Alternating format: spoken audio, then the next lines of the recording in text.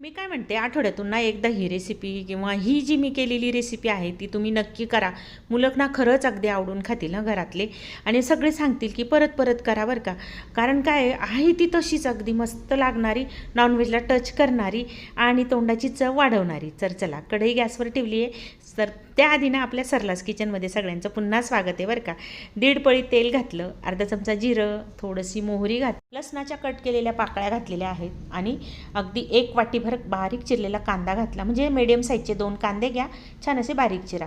मस्त सोनेरी रंगावर परतवायचे, मीडियम फ्लेमवर मात्र परतवायचे, म्हणजे छान असे चव लागते त्याची. आता 1 चमचा तिखट घातलं, हे बेडगी मिरचीचं तिखट आहे, तुमचं असेल ते चवीनुसार तुम्ही घाला. अर्धा चमचा काळा मसाला घातला, घरातला घरगुती. अगदी अर्धा चमचा हळद घातली, मस्त परतवून घेतलं. छान खमंग अशी फोडणी बसलेली. आता यामध्ये घालायचं आहे अद्रक लसणाची पेस्ट. ही मी नंतर घातली कारण ना त्याचा स्वाद तसाच्या तसा आपल्या ह्या म्हणजे रेसिपीत राहणार आहे. तर बघा, ती ही रेसिपी कसली, तर मी इथे पनीर घेतलेलं आहे. 100-125 ग्रॅम पनीर घ्या. एवढं याला खूप होतं, 4 जण आरामात खातात.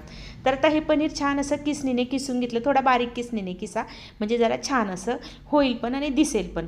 आता इथे पाणी घालायचं आहे. पाणी मी इथे पाऊण वाटी पाणी घातलेलं आहे. हे बघा, एवढं मी उरवलेलं आहे. आणि तुम्हाला जर थोडीशी अजून लसलशीत याहीपेक्षा करायची असेल तर जास्तीचं तुम्ही घालू शकतात. बघू शकता, मस्त अशी रबरबीत अशी आपली पनीर भुर्जी तयार होत आहे. तर चवीनुसार मीठ घातलं, पुन्हा याला मिक्स केलं. तर आता तुम्हाला जर आवडत असेल ना, तुम्ही याच्यामध्ये एखादा पावभाजी मसाला घाला किंवा गरम मसाला, मटन मसाला, किचन किंग मसाला, कुठलेही मसाले वापरा, खूपच मस्त लागेल. मस्त परतवून घेतलं, मूठभर मस्त कोथिंबीर घाला. कोथिंबीर जास्तीची मी घालते, मस्त चव लागते बरं का, दिसतं पण छान. तर चला, आता 2 मिनिट परतवून झालेलं आहे. रबरबीत आपली ही पनीर भुर्जी आता थोडी झाकून घ्यायची आहे. झाकून घेतल्यानंतर मस्त असा तवंग तिला येणार आहे आणि ह्या तवंगमुळेच आपले डोळे सुकावून ही आपली भुर्जी खाणार आहेत. तर चला, अगदी 5 मिनिटात मस्त आपली चमचमीत, रबरबीत आणि चवदार अशी भुर्जी तयार झालेली आहे. ताटामध्ये वाढून घेऊया.